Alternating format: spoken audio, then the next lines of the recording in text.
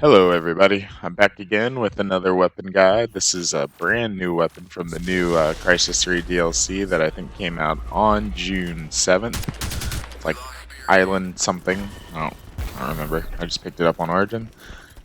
I think it's $14.99.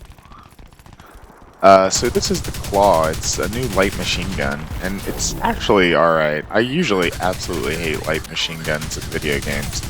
It's like, they just give them so much recoil, and it's like, you know, just the fact that it has a lot of ammo it does not make up for the fact that it has a huge hipfire cone. It usually makes your guy slower. It's one thing it doesn't do in Crysis, which is great, because I absolutely hate being slow in any game compared to anybody else, but especially in a game like Crysis.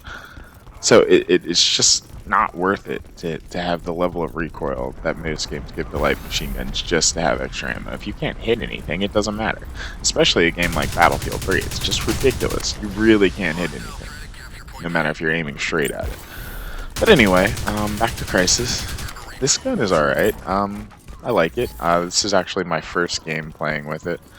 I end up going 17-7, which is alright, especially for a first game.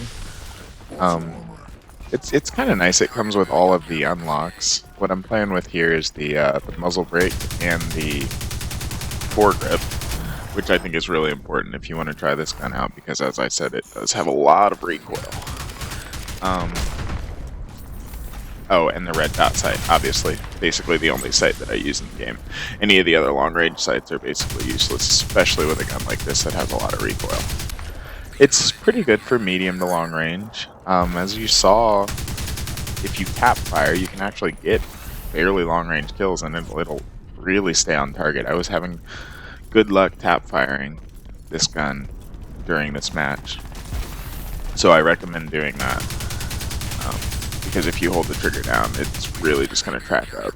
You're going to have situations like that where you just end up missing everybody. It's nice that it reloads at about the same speed as a normal rifle. It has like a drum magazine rather than having some sort of belt magazine. That's the other downside usually of light machine guns in games, I feel like. So, a large clip, really doesn't make up for it usually. One thing I'd like to see in Crysis, although I guess it doesn't make any sense because you can't go prone, is a bipod. I do think that's one of the things that makes light machine guns in games really able to be used the way that they're sort of intended for suppression and like emplacement, is to use them with a bipod. But as I said, you can basically get the same effect by tap firing, and I don't really think this game is built really to effectively allow players to just sit still somewhere. The maps aren't really designed that way. And I feel like you'll just end up getting stabbed in the back if you do that anyway. So, it's a decent gun. It's got a rate of fire of 600 rounds per minute, which is fairly slow compared to some of the other guns like the Scarab or the Feline. But, I believe that's faster than the FY71. I'll have to double check, but it's good enough, and it has enough ammo that you're not going to run out, which I think is good in a game where you have to land a fairly high number of shots to kill any one player.